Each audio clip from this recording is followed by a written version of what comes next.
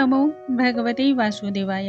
नमस्कार दोस्तों आज के इस वीडियो में हम बात करेंगे परिवर्तनी एकादशी के बारे में। परिवर्तनी एकादशी का व्रत कब रखना है, यानी कि साल 2023 में परिवर्तनी एकादशी को लेकर के अनेक मत आ रही हैं, अनेक प्रकार की उलझने आ रही हैं। परिवर्तनी एकादशी कौन सी तिथि को रखी जाएगी, इस बात को लेकर के लोगों के मन में अनेक प्रकार के असमंजस है। 25 सितंबर को व्रत रखा जाएगा या फिर 26 सितंबर को व्रत रखा जाएगा। व्रत का समय क्या रहेगा, यानी कि पूजा का शुभ मुहूर्त क्या रहेगा। व्रत का पारण का समय इसमें बहुत ही अधिक महत्व रखता है।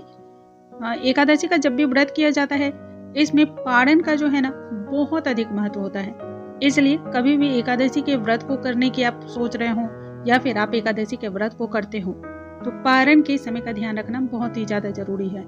तो वह भी जानेंगे पारण का समय क्या है, पारण किस चीज से करना चाहिए, एकादशी करने वालों को कौन कौन से नियमों का पालन करना चाहिए, और इसके साथ ही एकादशी में दान किन चीजों का करना चाहिए, कौन सी ऐसी 10 चीजें हैं जिनका त्याग जरूर करना चाहिए।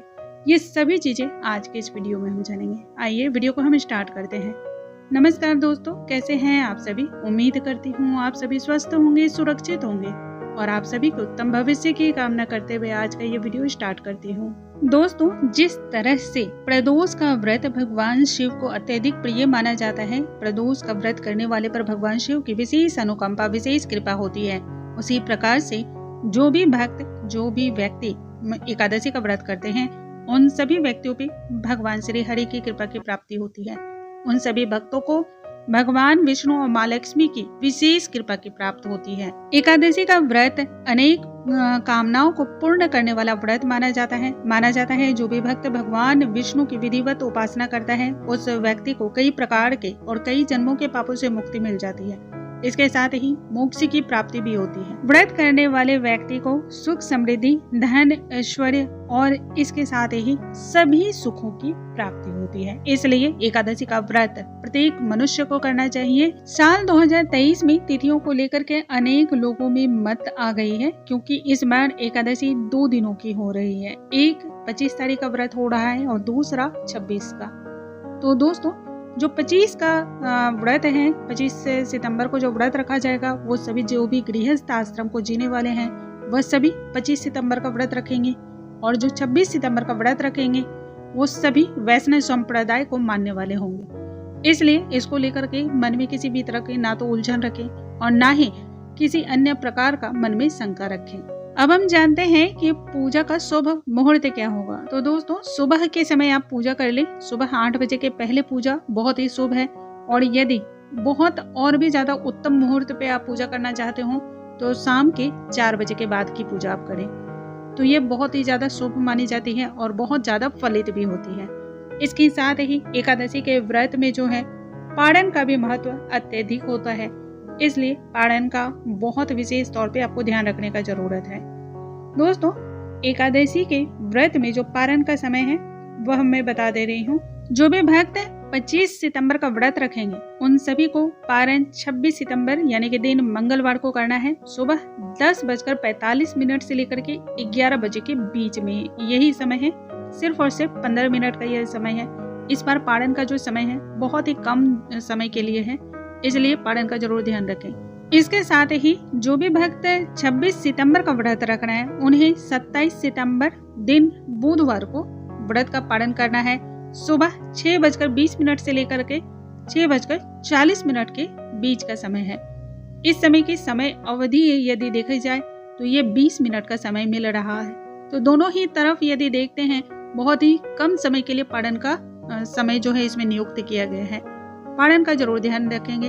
अब इसके बाद जानते हैं कि पारण हमें किन चीजों से करना चाहिए। एकादशी का व्रत करने वालों को पारण कई चीजों से वो कर सकते हैं, जैसे कि वो गंगा जल से पारण कर सकते हैं, पंचामृत, चरणामृत, कुशा के जल से या फिर तुलसी के दल से। अनेक प्रकार की ये सभी चीजें हैं, इन सभी में जो भी उनके पास अवेलेबल हो। अब हम जानते हैं जो भी भक्त एकादशी करते हैं उन सभी को 10 चीजों का त्याग जो करना चाहिए वो कौन कौन सी चीजें हैं, तभी आपको एकादशी का व्रत का जो है फल प्राप्त होता है। सबसे पहले कांसे के पात्र का भोजन नहीं करना चाहिए। मसूर, उड़द, चना, कोदू का आटा, मधु, साग, सब्जी, दूसरे के यहाँ का अन्न और इसके साथ ही 2 बार भोजनों का भी त्याग करना चाहिए। इसके साथ और एक चीज का आप ध्यान रखें, किसी दूसरे के हाथ का ना तो भोजन करें और ना ही जल का ग्रहण करें। एकादशी करने वालों को एक दिन पहले ही संध्या के समय के बाद से ही अन्न का त्याग छोड़ देना चाहिए, अन्न का त्याग कर देना चाहिए। संध्या के समय से ही अन्न उन्हें सेवन नहीं करना चाहिए। यदि वो रात्रि में किसी भी चीज को खाना भी चाहते हैं, फल ले सकते हैं, दूध ले सकते हैं, जूस ले सकते हैं, लेकिन अन्न नहीं खाना चाहिए। अब इसके साथ हम जानते हैं एकादशी के दिन पूजा का विधान क्या है, किस प्रकार से हमें पूजा अर्चना करनी चाहिए। तो सर्वप्रथम आपको स्नान आदि करके नित्य क्रिया से निवृत्त हो जाना है। भगवान विष्णु के सामने एक दीपक प्रज्वलित करें और उसके बाद सबसे पहले व्रत का संकल्प लें। हाथों में आप पुष्प लें, अपना नाम, गोत्र, स्थान और विशेष कामना जो आपकी है उस कामना को कहते हुए भगवान विष्णु के सामने व्रत का संकल्प करें और जो पुष्प आपने लिए हैं उसे भगवान विष्णु के पास छोड़ देना है। इसके बाद विधिवत तौर तरीके से भगवान विष्णु को स्नान कराएं। स्नान के भाव के आप छींटे लगा सकते हैं, जल से पंचामृत के छींटे लगा सकते हैं, दुग्ध से स्नान करा सकते हैं, शंख के जल से स्नान करा सकते हैं। और यदि आपके पास भगवान विष्णु की प्रतिमा या फिर फोटो ना हो, तब ऐसे में यदि आपके पास लड्डू गोपाल है तो आप उसे भी भगवान विष्णु का स्वरूप मानकर उनकी पूजा कर सकते हैं। स्नान कराने के बाद सबसे पहले आप उन्हें वस्त्र समर्पित करें। वस्त्र समर्पित करने के बाद तिलक लगाएं। चंदन, अष्टगंध, पीली हल्दी, इन सभी चीजों से आप भगवान विष्णु का तिलक करें और अपने माथे पे भी तिलक जरूर लगाएं। इसके बाद आप भोग समर्पित करें। भोग में जो भी पीली वस्तुएं हों वो बहुत ही ज्यादा महत्व रखती हैं। आप पीले ऋतुफल ले सकते हैं और नहीं तो पीले जो भी आप मिठाइयां हैं वो भी अर्पण कर सकते हैं। जो भी भोग आप लगाते हो उनमें तुलसी का दल अवश्य रखें। एकादशी वाले दिन तुलसी का दल नहीं तोड़ना चाहिए, इसलिए तुलसी का दल आप एक दिन पहले ही तोड़ कर रख लें और दूसरे दिन पूजा में प्रयोग करें। तुलसी का दल बासी नहीं माना जाता है। अब भगवान के भोग लगाने के बाद धूप, दीप इत्यादि दिखाएं। उसके बाद व्रत की कथा को सुने। व्रत की कथा को सुनने के बाद आपको आरती करनी चाहिए। भगवान विष्णु से क्षमा याचना करें और अपने व्रत के संपूर्ण होने की उनसे प्रार्थना करें। दूसरे दिन पारण का मैंने बता दिया है। दूसरे दिन पारण के समय को ध्यान रखते हुए आपको पारण उसी समय के बीच में कर लेना है और पारण करने से पहले आपको दान अवश्य करना है। बिना दान दिए आपको कोई भी व्रत पूर्ण नहीं होता है। यदि आपके आसपास कोई ब्राह्मण हो तो आप उन्हें भोजन का दान दे सकते हैं या फिर अन्न का दान भी कर सकते हैं और जो जरूरतमंद हो उन्हें भी आप अन्न का दान कर सकते हैं। ज्यादा से ज्यादा जो भी एकादशी का व्रत रखते हो उन सभी को भगवान विष्णु का ध्यान करना चाहिए। भगवान विष्णु के मंत्रों का जाप करते रहना चाहिए। मानसिक तौर पे किसी भी कार्य को कर रहे हो भगवान विष्णु का ध्यान कीजिए, उनके मंत्रों का जाप अधिक से अधिक कीजिए।